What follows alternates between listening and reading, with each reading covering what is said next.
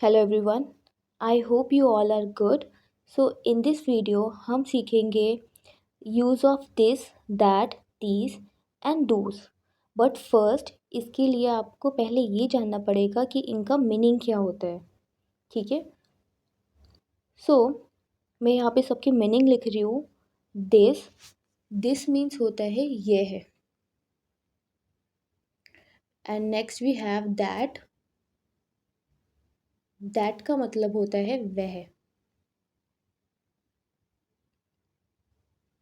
फिर उसके बाद हमारे पास है दीज का मतलब होता है ये, एंड दूस का मतलब होता है वे। ठीक है, ठीक है।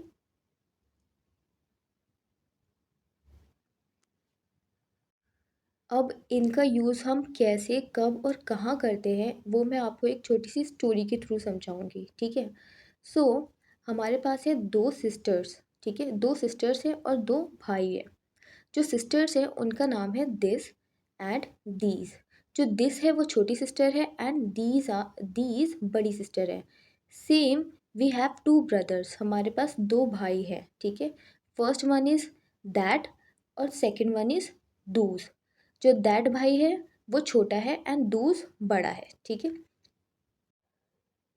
अब देखिए, जो बहनें हैं ना, सिस्टर्स दिस एंड दीज, ये बहनें ना सिर्फ घर में रहना पसंद करती हैं, ये बाहर नहीं जाती।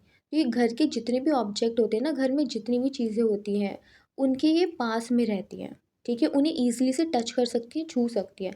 और जो ब्रदर्स हैं ना, वो घर के बाहर ही रहते हैं, बाहर घूमते रहते हैं। सो घर की जितनी भी चीज़ें हो गई ना, वो उनसे बहुत ज़्यादा दूर हो गई, ठीक है। तो वो उसे छू नहीं सकते, उनकी तरफ सिर्फ इशारा करके बताते हैं, ठीक है। बट दोनों आपको ये ध्यान रखना है कि जो दिस और दैट है ना, वो दोनों छोटे हैं। वो दोनों के पास ज़्यादा पावर नहीं है, तो वो ना सिर्फ एक ही चीज़ को कैरी कर सकते हैं, एक ही चीज़ यानी एक ही ऑब्जेक्ट, सामान को उठा सकते हैं। उनके हाथ में इतना स्पेस नहीं है, इतना पावर नहीं है। जो दीज और दूज है ना, जो बड़ी सिस्टर और बड़ा भाई है, इनके ये क्योंकि ये बड़े हैं तो ये बहुत सारी चीज़ों को कैरी कर सकते हैं, मतलब बहुत सारी चीज़ें उठा सकते हैं। इनके पास ज़्यादा चीज़ें होती हैं। और दिस और दैट के पास सिर्फ एक, और दीज और दोज के पास बहुत सारी, यानी कि मैनी, बहुत सारी चीज़ें होती हैं। एंड जो दिस और दीज हैं, ये दोनों बहनें घर में रहती हैं तो सारी चीज़ें इनके पास में होती हैं। और जो दैट और दूज हैं, वो घर के बाहर होते हैं तो सारी चीज़ें, जो घर की सारी चीज़ें, वो उनसे दूर होती हैं, ठीक है। तो हम कह सकते हैं कि दिस एंड दीज नियर वाली चीज़ों के लिए यूज़ होता है, मतलब जो हमारे पास होती है, जिसे हम छू सकते हैं। और जो दैट और दूज है, वो दूर वाली चीज़ के लिए यूज़ होता है, जिस नॉट नियर, मतलब जो कि दूर है, जिसकी तरफ हमें इशारा करना पड़ता है उंगली से, ठीक है। नियर वाली चीज़ों को हम छू सकते हैं, एंड जो दूर होती है उसकी तरफ हमें इशारा करना पड़ता है। तो हम ये कह सकते हैं ना कि दिस एंड दैट, जो कि छोटे सिस्टर और छोटा भाई है, वो सिंगुलर के लिए यूज़ होता है, मतलब सिर्फ एक चीज़ के लिए यूज़ होता है। और जो दीस और दूस है, वो प्लूरल यानी कि बहुत सारी चीज़ों के लिए यूज़ हो सकता है, ठीक है। एक एग्जाम्पल से समझते हैं। दिस का एग्जाम्पल लेते हैं, जैसे कि ये है मेरा बैग है। दिस की मीनिंग मैं आपको पहले बता चुकी हूँ, दिस की मीनिंग होती है ये है, ठीक है। अब देखो, ये मेरा बैग है, ये एक बैग है, ठीक है। हम एक बैग की बात कर रहे हैं जिसे हम छू सकते हैं, और जिसे हम छू सकते हैं, जो हमारे पास एक होता है, उसके लिए हम दिस यूज़ करते हैं, क्योंकि वो छोटी है, छोटी बहन है, वो सिर्फ एक चीज़ उठा सकती है, और बहनें तो दोनों घर में रहती हैं। सो हम यहाँ पे लिखेंगे दिस इज़ माई बैग, ये मेरा बैग है। सेकेंड एग्जाम्पल हम लेते हैं दीज का, ठीक है। दीज को इंग्लिश में ये कहते हैं। ये मेरे बैग हैं, ये मेरे बैग हैं, इसका मतलब हम बहुत सारे बैग की बात कर रहे हैं ना, एक से ज़्यादा बैग की बात कर रहे हैं, जिसे हम छू सकते हैं, क्योंकि ये सिस्टर है और ये दोनों घर में रहती हैं और इनके पास बहुत सारी चीज़ें हैं। तो ये की जगह पे हम क्या लिखेंगे, दीज। दीज के अकॉर्डिंग हम लगाएंगे are. These are my bags, हमने यहाँ पे एस लगाया है क्योंकि बैग एक से ज़्यादा है। So these are my bags. अब हम दैट और दूस को एग्जाम्पल के थ्रू समझते हैं। पहले हम दैट का एग्जाम्पल लेते हैं। दैट एक चीज़ के लिए लगता है, लेकिन क्योंकि ये दोनों ब्रदर है तो ये बाहर रहते हैं, यानी कि दूर वाली चीज़ के लिए यूज़ करेंगे हम इनको। साथ में मैंने इनका मीनिंग भी यहाँ पे लिख दिया है, ठीक है। वह मेरा कंप्यूटर है। वह मतलब हमसे दूर है, उसे हम छू नहीं सकते, सिर्फ उसकी तरफ इशारा कर सकते हैं। इशारे के लिए मैंने ये लॉन्ग वाला पॉइंट बना दिया है, एरो बना दिया एक। ठीक है, बैग है, कंप्यूटर है, एक है और हमसे दूर है, तो इसके लिए हम यहाँ पे लिखेंगे that is my computer. That is my computer. Sorry, ये मैंने कंप्यूटर की जगह पे यहाँ पे बैग लिख दिया है, आप लोग ध्यान रखना। This is my, that is my computer, sorry. दूसरा एग्जाम्पल हम लेते हैं दूस का। ठीक है, दोज वे मेरी किताबें हैं। वह मेरी किताबें हैं।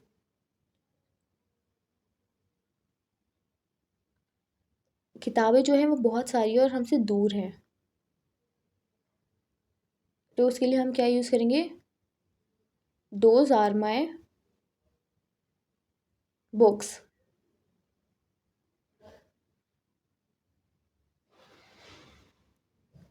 ठीक है, अब हम यहाँ पे और ज़्यादा एग्जांपल्स ले लेते हैं। ठीक है, यह पेन छोटा है, इसको हम ट्रांसलेट करेंगे इंग्लिश में। ठीक है, यह के लिए हम क्या लगाते थे, यह पेन छोटा है, एक पेन की बात हो रही है और यह लगा हुआ है, यह का मतलब ये कि वो हमारे पास है। ठीक है, सो दिस, यह के लिए हम लगाएंगे दिस पेन इज़ स्मॉल।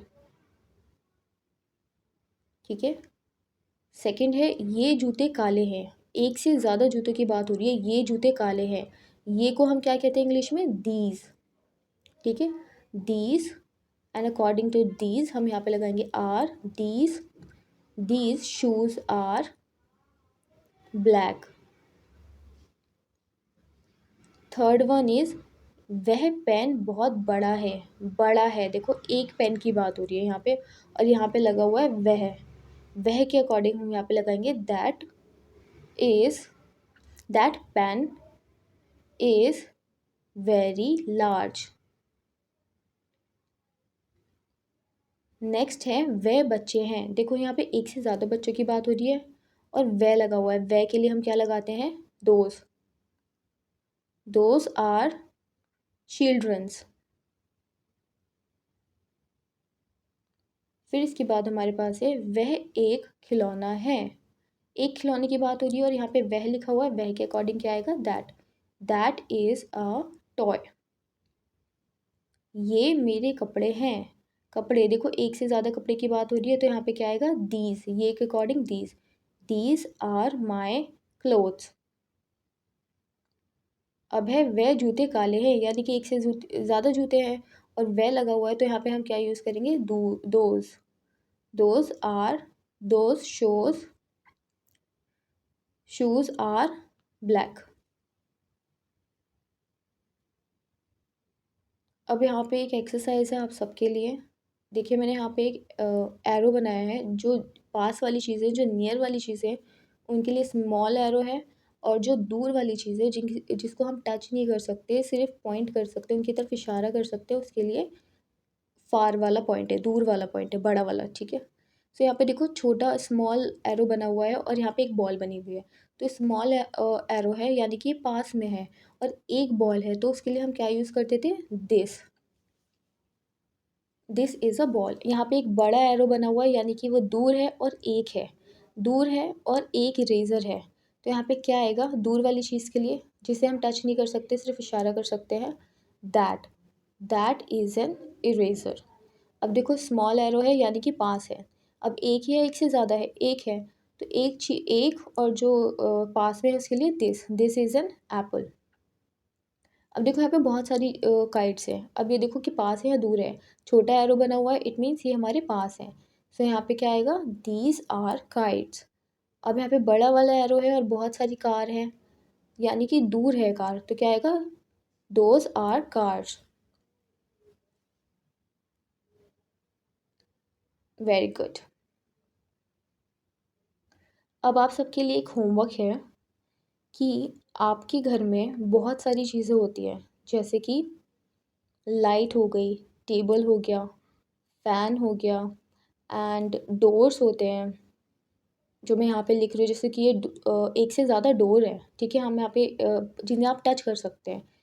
तो डोर्स हो गए, लाइट हो गए, फ़ैन होता है, टीवी होता है, कार होती है एंड बहुत सारी ऐसी चीज़ें होती हैं। तो आपको करना ये है, जिन चीज़ों को आप टच कर सकते हैं उसके लिए आप बोलेंगे this is a table, this is a TV, these are doors. And जिन्हें आप टच नहीं कर सकते, सिर्फ इशारा करके बता सकते हैं, उसके लिए आप दैट और दोज का इस्तेमाल करके सेंटेंस बनाएंगे। जैसे कि फ़ैन को आप टच नहीं कर सकते तो उसके लिए हम क्या बोल सकते हैं, that is a fan. Watch को आप, जो क्लॉक लगी रहती है वॉल पे, उसको आप टच नहीं कर सकते तो क्या बोलेंगे आप, दैट इज़ अ